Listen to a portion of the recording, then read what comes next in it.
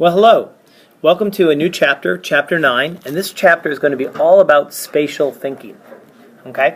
And we're going to start with Lesson 9.1, and that's going to be on points, lines, and planes. And just like in a lot of instances, when we talk about points, lines, and planes, they're going to be the building blocks that we're going to build everything in this chapter out of. Okay? So let's start with the basic ideas. And so let's start with a point. Okay? Now, a point is basically an exact location.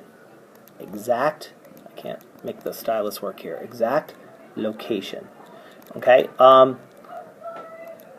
so an exact location, I can use a dot to represent it right here. Okay? But even that, if I zoomed in with a microscope, is going to be a great big fat circle. And that actually, somewhere in the middle, is an exact location. But the dot is not actually it. It's just the best representation we have. It has no size whatsoever. And that is the smallest unit that we're going to build stuff out of. Now, if I take a bunch of points, if I take 2 points and I take all of the points that are between those, that will give me a segment. Or another name for that is it's a line segment. Okay, and a line segment basically looks like this. So here's a point A, and here's a point B, and I made those even fatter points, and it's all the points between those. Okay, that's a line segment. And this would be called segment AB with a bar on top. Okay, now, if I want to take that and take out the word segment, and I just want to talk about a line, let's do the exact same thing with points A and points B, except this time I'm going to connect them up together, but I'm going to keep going past B, and I'm going to keep going past A. And that is line AB, and the only difference is for the notation is I'm going to put arrows on both ends of the bar for that notation. Okay. Now, the 2 points determine a line, and I go straight between them, and then I keep going straight in both directions. Okay, and that gives me a line.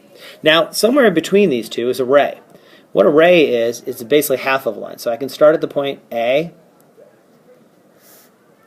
and I'll come over here to the point B, and I can go from A to B and keep going beyond it.